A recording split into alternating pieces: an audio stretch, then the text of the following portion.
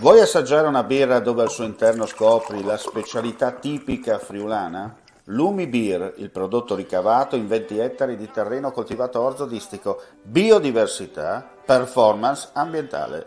Lumi Beer nelle sue 5 versioni disponibili, 4 per consumo veloce e dissetante e la versione Magnum per intenditori. Lumi Beer si abbina a qualsiasi palato. Lumi Beer è un prodotto esclusivo Azienda Agricola Pancera, il buon seme, i buoni frutti.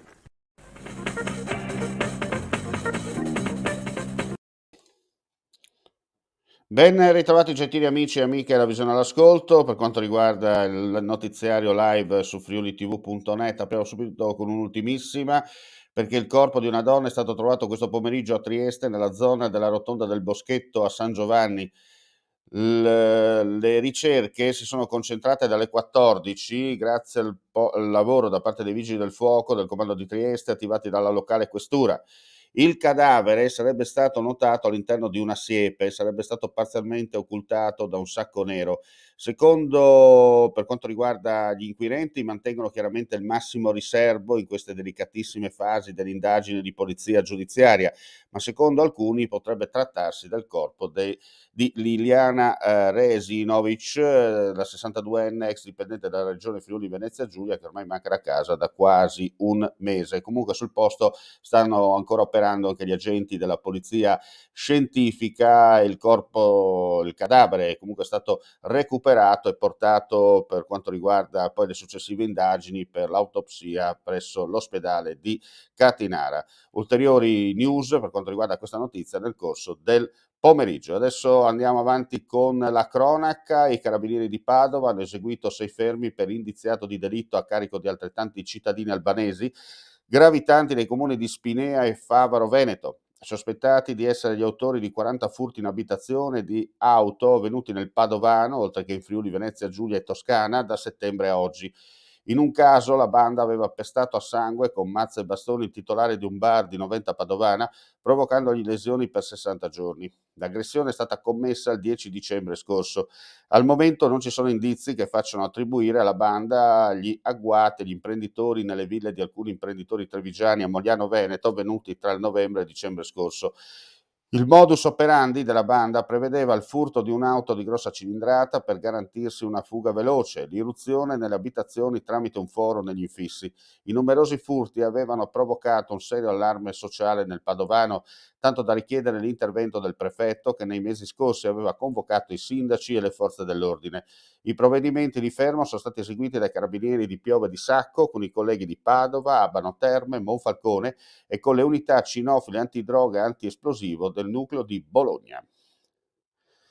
Il Centro Nazionale per il Contrasto della Pedopornografia Online, a cui fanno capo 20 compartimenti distribuiti sul territorio nazionale, nel 2021 ha coordinato 5.515 attività di indagine, all'esito delle quali sono state eseguite oltre 1.400 perquisizioni, con 137 arresti e 1.400 denunce. Nello specifico, nell'ambito di indagini in regione, sono state arrestate 4 persone, 98 denunciate, oscurati 20 siti web.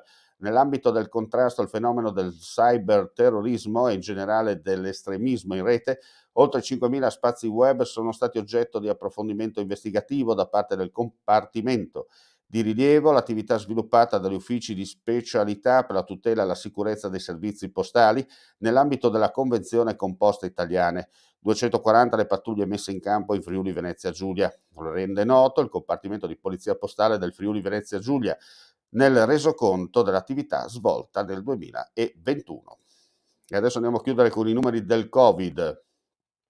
11.562 tamponi molecolari, 2.030 nuovi contagi con una percentuale di positività del 17,56%, 13.043 i test rapidi antigenici realizzati, dai quali sono stati rilevati 1.091 casi, il 15,98%. Il totale dei casi positivi è stato ridotto di 12 a seguito di 9 tamponi molecolari negativi dopo test antigenico positivo, 6 in provincia di Udine, 1 a Trieste, 1 a Gorizia e 1 a Pordenone, e 3 test positivi rimossi dopo la revisione dei casi, 2 a Gorizia e 1 a Pordenone.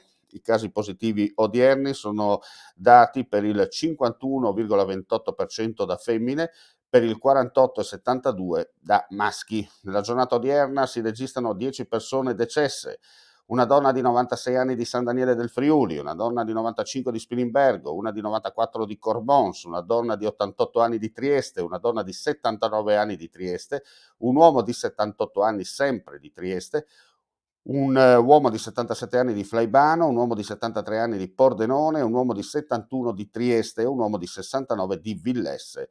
Le persone ricoverate in terapia intensiva sono 29, mentre i pazienti ospedalizzati in altri reparti sono 309.